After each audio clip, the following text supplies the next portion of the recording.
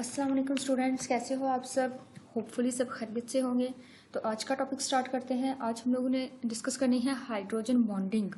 ये आपका जो चैप्टर नंबर 2 है वही कंटिन्यू है, और जो आपकी बुक का पेज नंबर है डेट इज़ 78। तो हाइड्रोजन बॉन्डिंग क्या है? हाइड्रोजन बॉन्डिंग से ऑलमोस्ट 50 to 60% आप लोग ऑलरेडी क्या हो, फेमिलियर हो, आपको पता है कि व्हाट इज़ ये हाइड्रोजन बॉन्डिंग है क्या। हम लोग यहाँ पर हाइड्रोजन बॉन्डिंग का इंट्रोडक्शन डिस्कस करेंगे और उसकी कुछ टाइप्स को डिस्कस करेंगे। तो हाइड्रोजन बॉन्डिंग बेटा आपके पास क्या है? It's a force of attraction between hydrogen and a highly or a small electronegative atoms and with those atoms that having lone pair of electron. That mean कि जो मेरी हाइड्रोजन बॉन्डिंग है ये electrostatic force of attraction है hydrogen की, या तो किसी इलेक्ट्रोनेगेटिव एटम के साथ ये फोर्स ऑफ अट्रैक्शन बन जाती है, या फिर हाइड्रोजन की उन एटम्स के साथ ये फोर्स ऑफ अट्रैक्शन डेवलप हो जाती है जिनके पास लोन पेयर क्या हो, इलेक्ट्रॉन्स का हो। तो आप इसको हाइड्रोजन बॉन्डिंग को क्या करते हो, डॉटेड लाइन से रिप्रेजेंट करते हो, या आप इसको ये डॉटेड लाइन से, या आप इसको डैश लाइन से रिप्रेजेंट करते हो। हाइड्रोजन बॉन्डिंग जो है बेटा ये वीक होती है एज कम्पेयर टू कोविलेंट और आयोनिक बॉन्ड्स, लेकिन ये स्ट्रॉन्गर होती है as compare to van der Waals force of attraction के थ्रू। ये क्या कंपेयर क्या होती है, ये स्ट्रॉन्गर होती है। ओके तो यहाँ पे अगर हाइड्रोजन बॉन्डिंग की एक दो पॉइंट्स डिस्कस कर ले तो कहता है कि जो हाइड्रोजन बॉन्ड होता है form hydrogen bonding if it attach with electronegative atom. कहते हैं कि अगर हाइड्रोजन अटैच हो किसी इलेक्ट्रोनेगेटिव एटम के साथ, यानी ऑक्सीजन, नाइट्रोजन या फ्लोरीन के साथ, ऐसे एटम्स के साथ जिनका साइज क्या होता है, स्मॉल होता है, तो फिर हाइड्रोजन जो है वो क्या करेगा, इन एटम्स के साथ हाइड्रोजन बॉन्डिंग स्टार्ट करेगा। अगर तो हाइड्रोजन बॉन्डिंग लार्जर है तो ये क्या होगी, हाइड्रोजन बॉन्डिंग अगर नहीं बेटा, हमेशा एज ऑलवेज क्या होता है कि जो हाइड्रोजन बॉन्डिंग है वो होती तो लार्जर है, यानी कि काफ़ी ज़्यादा डिस्टेंस तक ये हाइड्रोजन बॉन्डिंग चलती जाती है, कंपाउंड्स के अंदर कंटिन्यू ही रहती है, लेकिन ये क्या होती है, ऑलवेज वीक होती है एज कम्पेयर टू कोविलेंट या आयनिक बॉन्ड्स। क्योंकि हाइड्रोजन बॉन्डिंग, ये जो हाइड्रोजन बॉन्ड की एनर्जी है, ये जो हाइड्रोजन बॉन्ड होती है हमारे पास, नीचे हम लोग इनकी एग्जांपल्स भी देखते हैं। तो हाइड्रोजन बॉन्ड की जो एनर्जी है डेट इज 8 to 48 किलोजोल पर मोल, लेकिन कोवलेंट बॉन्ड की एनर्जी क्या होती है, 464 किलोजोल पर मोल। अब यहाँ पे अगर हम लोग देखें एग्जैक्टली, ये आप देखें, ये आपकी हाइड्रोजन वाटर है और ये वाटर के दरमियान क्या है, एक हाइड्रोजन बॉन्डिंग। ओके इस स्ट्रक्चर को आप लोग कंसिडर नहीं करेंगे, इस स्ट्रक्चर को देखें, दिस वन, ये जो स्ट्रक्चर है ये वाटर है, वाटर के अंदर हाइड्रोजन बॉन्डिंग हो रही है। जब वाटर के अंदर हाइड्रोजन बॉन्डिंग हो रही है तो ये लाइन आपको क्या बता रही है, that is a hydrogen bonding between electronegative oxygen and the partially electropositive hydrogen atom. बड़ा ये जो हाइड्रोजन बॉन्डिंग है इसको ब्रेक करने के लिए, ये हाइड्रोजन बॉन्डिंग का बॉन्ड ब्रेक करने के लिए मुझे जो एनर्जी चाहिए वो कितनी चाहिए, आपकी बुक में जो मेंशन है दैट इज 8 to 42 किलोजोल पर मोल। लेकिन किसी भी कोविलेंट यानी ऑक्सीजन और हाइड्रोजन के दरमियान जो कोविलेंट बॉन्ड्स होते हैं उसको ब्रेक करने के लिए हमें एनर्जी चाहिए 464 किलोजोल पर मोल। दैट मीन कि ये एनर्जी ज़्यादा है और ये बॉन्ड्स भी स्ट्रॉन्ग है, ये एनर्जी कम है तो ये बॉन्ड्स भी वीक हैं। यहाँ पर जो हाइड्रोजन बॉन्डिंग होती है ये कंटिन्यू ही रहती है, ये through out the chain, long chains की फॉर्म, ये जो कंपाउंड्स की लॉन्ग चेन्स बना देगी, कंपाउंड्स के क्लस्टर्स बना देगी, लाइक मैग्नेट्स के आपके पास जो टिनी मैग्नेट्स आपस में अटैच होकर क्लस्टर बना देते हैं। सिमिलरली जो हाइड्रोजन बॉन्डिंग है वो टिनी छोटे छोटे कंपाउंड्स को इकट्ठा करके उनके अंदर हाइड्रोजन बॉन्डिंग करवा देती है और उनका आपस में क्लस्टर बना देती है। अब वो कहता है कि लाइक अ कोवलेंट बॉन्ड जो हाइड्रोजन बॉन्डिंग होती है वो प्रेफर्ड करती है एक परफेक्ट डायरेक्शनल में, यानी कि ये इरेगुलर नहीं होती, ये डायरेक्शनल बॉन्डिंग होती है। और उसके बाद जो हाइड्रोजन बॉन्डिंग होती है that is occur through a p orbitals of the oxygen या किसी भी इलेक्ट्रोनेगेटिव एटम्स के पी ऑर्बिटल्स के थ्रू ये होती है। नेक्स्ट हम लोग देख लेते हैं इसकी condition, what are the condition of the hydrogen bonding.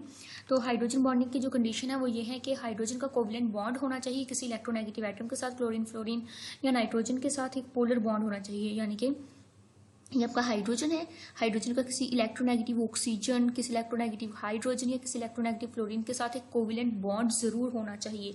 फिर ये फ्लोरीन क्या करेगा, ये फ्लोरीन किसी आगे वाले हाइड्रोजन के साथ क्या करता है, हाइड्रोजन बॉन्डिंग करता है। ये नाइट्रोजन किसी और हाइड्रोजन के साथ हाइड्रोजन बॉन्डिंग करेगा और ये भी ऑक्सीजन किसी और हाइड्रोजन के साथ क्या करेगा, हाइड्रोजन बॉन्डिंग करेगा।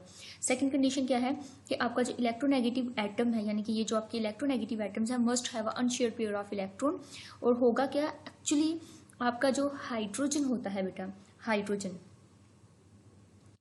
ये जो आपके पास, आप इस स्ट्रक्चर को मैं दोबारा कह रही हूँ कि नहीं कंसिडर करोगे बिकॉज इसमें बहुत सारी मिस्टेक्स हैं, आप इस स्ट्रक्चर को डिस्कस करोगे। ये जो आपके पास है, अब होता क्या है हाइड्रोजन बॉन्डिंग में, आपका जो इलेक्ट्रोनेगेटिव एटम है उसके ऊपर होती है पार्शियली नेगेटिव चार्ज और जो साथ वाला एटम होता है उसके ऊपर होती है partially positive charge. Partially negative charge जो है वो पार्शियली पॉजिटिव चार्ज को अपनी तरफ क्या करती है, अट्रैक्ट करती है, और इसी के रिजल्ट में इनके दरमियान एक बॉन्डिंग जो है, एक फोर्स ओरिजिनेट हो जाती है, और उस फोर्स को, उस अट्रैक्शन को हम लोग कहते हैं हाइड्रोजन बॉन्डिंग। ये स्ट्रक्चर है हाइड्रोजन बॉन्डिंग इन वाटर, और ये आपके पास स्ट्रक्चर है हाइड्रोजन बॉन्डिंग इन हाइड्रोफ्लोराइड। तो आप लोग देख लो, ये आपके पास जिगजैग हाइड्रोजन बॉन्डिंग है, और इसी की वजह से जो आपके पास हाइड्रोफ्लोरीन जो है वो लेस एसिडिक है। टाइप्स ऑफ हाइड्रोजन बॉन्डिंग, अगर हाइड्रोजन बॉन्डिंग की टाइप्स को डिस्कस करें तो there are two types of hydrogen bonding. एक आपके पास आ जाती है intermolecular hydrogen bonding, in the second one intramolecular hydrogen bonding. Intermolecular hydrogen bonding क्या होती है? ये वो हाइड्रोजन बॉन्डिंग है, ये दो या दो से ज्यादा कंपाउंड्स के दरमियान होती है। एक एसोसिएशन होती है बिटवीन टू मोर या मोर देन 3 4 5, एक दो यानी एक नहीं सॉरी 2 3 4 या इससे भी ज़्यादा कंपाउंड्स के दरमियान एसोसिएशन होती है थ्रू हाइड्रोजन बॉन्डिंग। यहाँ पे हम लोग देख लें, वाटर है, अमोनिया, हाइड्रोजन फ्लोराइड है, कार्बोक्सिलिक एसिड है, इनके दरमियान क्या हो सकती है, हाइड्रोजन बॉन्डिंग हो सकती है। कौन सी? इंटरमॉलिक्यूलर हाइड्रोजन बॉन्डिंग इनके दरमियान हो सकती है। अब यहाँ पे हम लोग देखते हैं इंटरमॉलिक्यूलर हाइड्रोजन बॉन्डिंग इन अल्कोहल्स। बेटा ROH ये अल्कोहल है। अब अल्कोहल का जो हाइड्रोजन है वो क्या करेगा, ROH दूसरे अल्कोहल के ऑक्सीजन के साथ अपनी हाइड्रोजन बॉन्डिंग करेगा, फिर ये हाइड्रोजन दूसरे अल्कोहल के ऑक्सीजन के साथ क्या करेगा, हाइड्रोजन बॉन्डिंग करेगा। तो ऐसी हाइड्रोजन बॉन्डिंग जो बिटवीन टू मॉलिक्यूल्स यानी कि 2 या मोर देन 2, 2 या 2 से ज्यादा मॉलिक्यूल्स के दरमियान जो हाइड्रोजन बॉन्डिंग होती है उसको आप कहते हो इंटरमॉलिक्यूलर हाइड्रोजन बॉन्डिंग। ये मॉलिक्यूल सेम भी हो सकते हैं या डिफरेंट भी हो सकते हैं। अब सेकेंड एग्जाम्पल है एसिटिक एसिड की, इसमें डाइमर की फॉर्मेशन हो जाती है। ये आपके पास एसिटिक एसिड है, C double bond O CH3 और OH, C double bond O CH3 और OH, ये एसिटिक एसिड है। अब क्या होगा, ये जो एक कार्बोक्सिलिक एसिड का ग्रुप है डबल बॉन्डेड ऑक्सीजन है, ये दूसरे कार्बोक्सिलिक एसिड के हाइड्रोजन को अट्रैक्ट करेगा और हाइड्रोजन बॉन्डिंग बन जाएगी। दूसरे कार्बोक्सिलिक एसिड का जो ऑक्सीजन है ये अपने प्रीवियस के हाइड्रोजन को अट्रैक्ट करेगा और उनके दरमियान भी हाइड्रोजन बॉन्डिंग जो है वो डेवलप हो जाएगी और डाइमर की फॉर्मेशन हो जाएगी। अब इंट्रामॉलिक्यूलर में क्या होता है, इंट्रामॉलिक्यूलर जो हमारे पास हाइड्रोजन बॉन्डिंग होती है इसमें किलेशन की फॉर्मेशन हो जाती है, डेट मीन रिंग फॉर्मेशन होती है। किलेट का मतलब होता है कि रिंग फॉर्मेशन हो गई है। अब यहाँ पर बेटा ये जो इंट्रामॉलिक्यूलर हाइड्रोजन बॉन्डिंग है that is occur within the द मॉलिक्यूल, एक ही मॉलिक्यूल के अंदर डिफरेंट फंक्शनल ग्रुप होते हैं और वो जो डिफरेंट फंक्शनल ग्रुप होते हैं वो आपस में हाइड्रोजन बॉन्डिंग कर देते हैं और एक रिंग की फॉर्मेशन कर देते हैं, जिसको रिंग भी कहते हैं और किलेशन भी कहते हो। तो विद इन अ मॉलिक्यूल, एक मॉलिक्यूल के अंदर, उस मॉलिक्यूल के अंदर डिफरेंट फंक्शनल ग्रुप होंगे, तो उसी सेम मॉलिक्यूल के जो डिफरेंट फंक्शनल ग्रुप है वो आपस में हाइड्रोजन बॉन्डिंग करके आपको एक रिंग की फॉर्मेशन करके दे देते हैं। इसमें एग्जाम्पल आ जाती है ऑर्थोनाइट्रोफिनोल की, ऑर्थोहाइड्रोक्सीबेंजल्डिहाइड की, इसको सल्सलिक एसिड भी कहते हो, और ऑर्थोक्लोरोफिनोल की। एग्जाम्पल्स डिस्कस कर लेते हैं। ये मेरे पास है ऑर्थोनाइट्रोफिनोल, यानी कि बेंजीन के ऑर्थो पोजीशन के ऊपर मैंने क्या लगाया हुआ है, नाइट्रो ग्रुप, और वैसे OH ग्रुप फिनोल अटैच है। अब NO2 नाइट्रो ग्रुप जो है आपके पास, इसमें देखें कि ऑक्सीजन के ऊपर कौन सी है, इलेक्ट्रोनेगेटिव चार्ज है, और हाइड्रोक्सिल ग्रुप का जो हाइड्रोजन है इसकी पार्शियली पॉजिटिव चार्ज है। अब इलेक्ट्रोनेगेटिव जो ऑक्सीजन की है और ये जो पार्शियली पॉजिटिव है, ये दोनों एक दूसरे को अट्रैक्ट करेंगे और उनके अट्रैक्शन के थ्रू एक फोर्स ओरिजिनेट होगी और इसके फोर्स का नाम होगा हाइड्रोजन बॉन्डिंग, और इस तरह ये क्या कर देंगे, एक रिंग की फॉर्मेशन कर देंगे, यानी कि एक ही मॉलिक्यूल के अंदर क्या हो गई है, हाइड्रोजन बॉन्डिंग हो गई है। इसी तरह सल्सलिक एसिड के अंदर या ऑर्थोहाइड्रोक्सीबेंजल्डिहाइड के अंदर आप देखो इसका फॉर्मूला क्या होता है, इसमें ऑर्थो पोजीशन के ऊपर क्या होता है, अटैच होता है हाइड्रोक्सिल ग्रुप अटैच होता है, इसकी ऑर्थो पोजीशन के ऊपर OH ग्रुप अटैच होता है, और इसकी जो पेरेंट पोजीशन के ऊपर क्या होता है, एक अल्डिहाइडिक ग्रुप अटैच होता है, यानी कि C डबल बॉन्ड O और H अटैच होता है। अब यहाँ पर कार्बोक्सिल ग्रुप का जो O है इलेक्ट्रोनेगेटिव है, ये हाइड्रोक्सिल के हाइड्रोजन के साथ क्या कर लेगा, हाइड्रोजन बॉन्डिंग कर लेगा और रिंग की फॉर्मेशन कर देगा।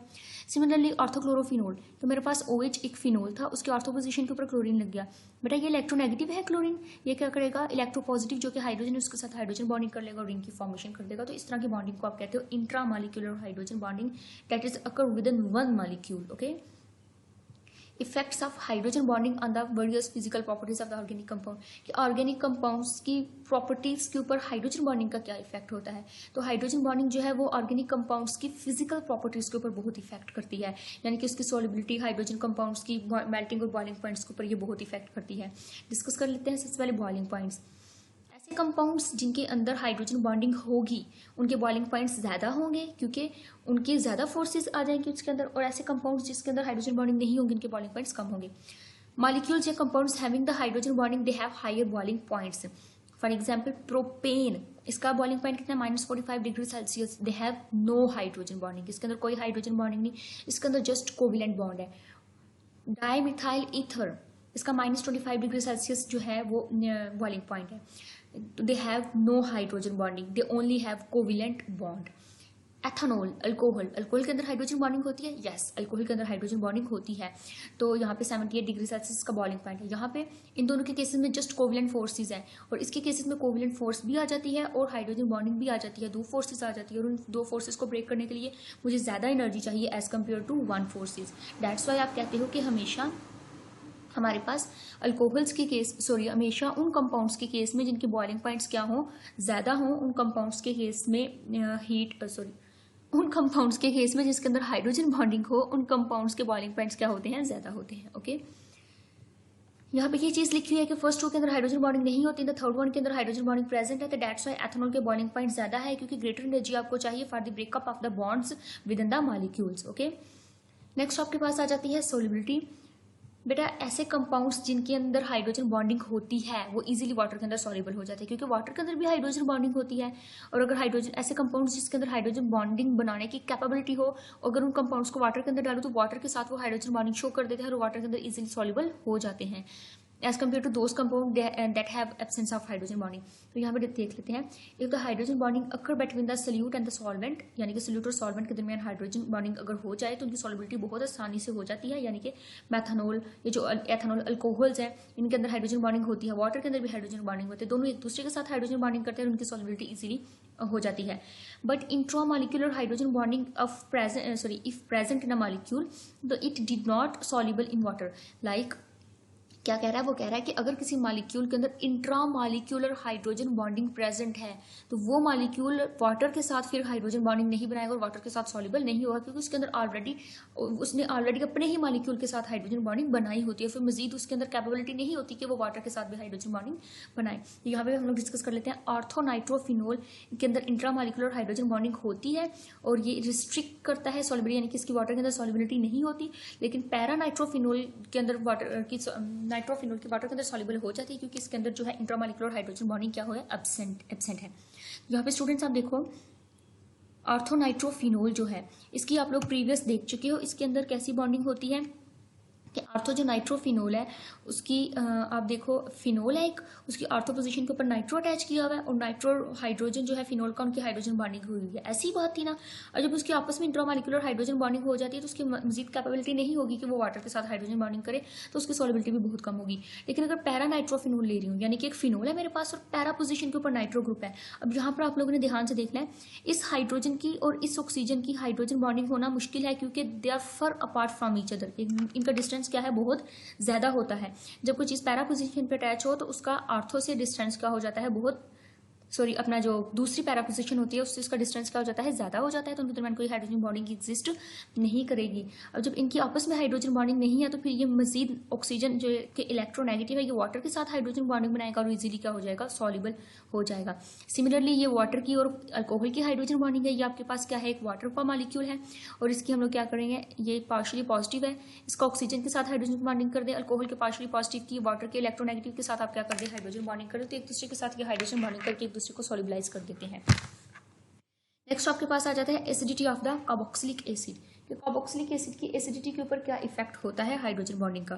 तो वो कहता है कि ऑर्थो हाइड्रोक्सी बेंजल्डिहाइड, यानी कि सैलिसिलिक एसिड जो है वो 40 टाइम्स मोर एसिडिक है as compare to para hydroxy benzaldehyde. ऐसा क्यों है, क्योंकि जो ऑर्थो हाइड्रोक्सी बेंजल्डिहाइड है उसके अंदर क्या होता है, इसके केस में एसिडिटी आप किस चीज़ की कैसे चेक करते हो, जब आप उसके हाइड्रोजन को रिमूव कर देते हो. इस केस में जब आप क्या करते हो, प्रोटॉन को रिमूव करते हो तो पीछे आपके पास H पॉजिटिव निकल जाएगा, A9 रह जाएगा. जब वो A9 है आपका, सिमिलरली यहाँ पर मेंशन है, ये आर्थो हाइड्रोक्सी बेंजल्डिहाइड है, ये आर्थो हाइड्रोक्सी. तो यहाँ पर आप लोग देखिए आर्थो हाइड्रोक्सी बेंजल्डिहाइड में ये आप इसका जब इसका क्या कर दोगे, प्रोटॉन रिमूव कर दोगे, इसका कार्बोक्सिलिक एसिड का प्रोटॉन आप क्या कर दोगे, रिमूव कर दोगे, तो इसके ऊपर कौन सी चार्ज आ जाएगी, नेगेटिव चार्ज आ जाएगी. तो ये जो A9 है, ये नेगेटिव चार्ज वाला A9 ऑक्सीजन क्या करेगा, हाइड्रोजन के साथ पार्शियली इलेक्ट्रोनेगेटिव हाइड्रोजन के साथ क्या करेगा, हाइड्रोजन के साथ हाइड्रोजन बॉन्डिंग करेगा, क्योंकि हाइड्रोजन आपके पास पार्शियली इलेक्ट्रो पॉजिटिव है। जब इसके साथ हाइड्रोजन बॉन्डिंग करेगा तो it will be convert into more stable molecule. ये क्या बन जाएगा? मोर स्टेबल मॉलिक्यूल बन जाएगा। तो अब क्या है, ये इजीली चाहेगा कि मैं अपने H पॉजिटिव को डोनेट करूँ, या माइनस H पॉजिटिव आएगा यहाँ पर, ये इजीली चाहेगा कि मैं अपने H पॉजिटिव को डोनेट करूँ और कन्वर्ट हो जाऊँ इनटू स्टेबल मॉलिक्यूल के अंदर। तो जब H पॉजिटिव को डोनेट करेगा तो इसकी एसिडिटी क्या हो जाएगी? ज़्यादा हो जाएगी। तो यहाँ पे आप कहते हो कि in this case after the removal of the H positive, जो A9 है वो स्टेबलाइज हो जाता है due to the intramolecular hydrogen bonding, because both group are close to each other. दोनों ग्रुप एक दूसरे के क्लोज होते हैं। एक ऑक्सीजन जो है वो हाइड्रोक्सिल ग्रुप के हाइड्रोजन के साथ हाइड्रोजन बॉन्डिंग करेगा, और क्या करेगा? हाइड्रोजन बॉन्डिंग के थ्रू जो अपना A9 है उसको स्टेबल कर देगा। लेकिन in the case of the para hydroxybenzaldehyde, ये हमारे पास पैरा हाइड्रोक्सीबेंजल्डिहाइड है। अब जब हम लोग इसका प्रोटॉन रिमूव कर रहे हैं, ये माइनस H पॉजिटिव यहाँ पर भी आएगा, जब हम लोग इसका प्रोटॉन क्या कर रहे हैं? रिमूव कर रहे हैं, तो ये A9 बन गया, C double bond O negative. अब यहाँ पर they have a far apart from each other, इनके दरमियान बहुत ज़्यादा डिस्टेंस है, तो it is impossible to form hydrogen bonding of the oxygen and hydrogen, so there is no hydrogen bonding in that. अब यहाँ पर क्या हुआ? ये स्टेबल मॉलिक्यूल था मेरा, और हाइड्रोजन को रिमूव करने के बाद ये अनस्टेबल हो गया है। तो ये मॉलिक्यूल कभी भी नहीं चाहेगा कि मैं अनस्टेबल जो है स्टेबिलिटी से अनस्टेबिलिटी की तरफ जाऊं, तो इसलिए इसका हाइड्रोजन को रिमूव करने की कैपेबिलिटी कम होती है, क्योंकि ये अनस्टेबिलिटी के अंदर जाना नहीं चाहता। यहाँ पे ये मॉलिक्यूल ग्रेटर स्टेबल मॉलिक्यूल बन रहा है, तो ये इजीली हाइड्रोजन डोनेट करेगा और कहेगा कि मैं ग्रेटर स्टेबल मॉलिक्यूल बन जाऊं। इजीली हाइड्रोजन डोनेट करेगा तो एसिडिटी इसकी ज्यादा होगी 40 टाइम्स। ये हाइड्रोजन की इजीली डोनेट नहीं करता तो इसकी एसिडिटी क्या होगी? कम होगी। ओके, यहाँ पर आप देख लो, in which after the removal of the hydrogen atom the A9 does not form the hydrogen bonding with itself, because the hydroxyl group and the carboxylate group are far from each other. Okay, next हमारे पास आ जाती है enol formation. Enol formation में आपके पास यहाँ पर उसने कहा कि due to the intramolecular hydrogen bonding, large amounts में जो इनोल होते हैं वो इन टाटोमेरिक फॉर्म के अंदर, इक्विलिब्रियम फॉर्म के अंदर प्रेजेंट होते हैं। यानी कि अगर हम लोग बात करें नेचुरल प्रोडक्ट्स की भी बात करें, तो जो इनोल है वो हमारे पास कमर्शियली पॉइंट ऑफ व्यू से बहुत ज़्यादा इंपॉर्टेंट है। मार्केट में इनोल काफ़ी ज़्यादा चीज़ों में यूज़ किए जाते हैं। अब वो कहता है कि जो इनोल है हाइड्रोजन बॉन्डिंग के थ्रू अपनी टाइटोमेरिक फॉर्म में इक्विलिब्रियम कंडीशन में मौजूद होते हैं, और हम लोग इन इनोल्स को वहाँ पे से क्या कर लेते हैं? सेपरेट कर लेते हैं और अपनी फर्दर एप्लीकेशंस में यूज़ करते रहते हैं। तो इंट्रामॉलिक्यूलर हाइड्रोजन बॉन्डिंग की वजह से ही इनोल्स जो है वो टाइटोमेरिक फॉर्म में इक्विलिब्रियम कंडीशन में मौजूद होंगे और वहाँ से सेपरेट आउट हो जाएंगे। वो कहता है कि 76.4% जो इनोल है एसिटाइल एसीटोन का, वो इक्विलिब्रियम मिक्सचर के अंदर प्रेजेंट होता है। 76.4% इनोल एसिटाइल एसीटोन का प्रेजेंट होता है इक्विलिब्रियम कंडीशन में। तो आप क्या करते हो? 76.4% इनोल को वहां से सेपरेट आउट कर लेते हो और उसको फर्दर फिर अपनी एप्लीकेशन में जहां जहां चाहिए उसको इस्तेमाल कर लेते हो। तो ये कैसे पॉसिबल हुआ? It is due to the intramolecular hydrogen bonding के थ्रू ये क्या हुआ? पॉसिबल हुआ। तो ये आपके पास एसिटाइल एसीटोन लाइक एक कंपाउंड है, इसको आप क्या करोगे? जब आप इसकी कन्वर्जन कर रहे हो तो स्टूडेंट्स भी श्योर का आप लोगों ने ध्यान से देखना है। आप यहाँ पे क्या करते हो? ये जो आपका डबल बॉन्ड है, दिस वन, इस बॉन्ड को आप यहाँ पर शिफ्ट करोगे। जब इस बॉन्ड को आप यहाँ पर शिफ्ट करोगे, ये जो आपका डबल बॉन्ड जब यहाँ पर शिफ्ट होगा तो इस कार्बन और इस कार्बन के दरमियान क्या आ गया? Double bond. इसका जो हाइड्रोजन है वो मूव कर जाएगा इस ऑक्सीजन के पास और ये OH बन जाएगा। क्या सारा कंपाउंड एज इट इज रहेगा। तो क्या होगा? CH3 CH3, इसका डबल बॉन्ड इस CH के साथ बन गया, डबल बॉन्ड CH, इसके साथ ऑक्सीजन के साथ OH और ये कार्बन और ऑक्सीजन के साथ OH। ओके, नेक्स्ट आपका जो C डबल बॉन्ड और CH3, फिर C डबल बॉन्ड और CH3 एज इट इज। अब क्या होगा? ये जो मेरे पास एक ऑक्सीजन थी और यहाँ पे जो हाइड्रोजन आ गया था, ये हाइड्रोजन और ये ऑक्सीजन, इन दोनों के दरमियान इलेक्ट्रोपॉजिटिव और इलेक्ट्रोनेगेटिव होने की वजह से एक अट्रैक्शन डेवलप होगी। This attraction is known as a hydrogen bonding. और इस कंपाउंड को आप कहते हो इनोल। ये इनोल इक्विलिब्रियम कंडीशन में एग्जिस्ट करता है और you can easily separate out. Okay, तो इस तरह आपके पास ये इनोल की फॉर्मेशन करेंगे और आप इसको इजीली सेपरेट कर लोगे। तो it's all about today lecture about the hydrogen bonding. Be sure students, इसको आप लोगों ने अच्छी तरह से करना है। If you feel any type of a query then you can easily discuss in your comment sections and also you can discuss in your group. Okay, अल्लाह हाफिज, स्टे ब्लेस्ड।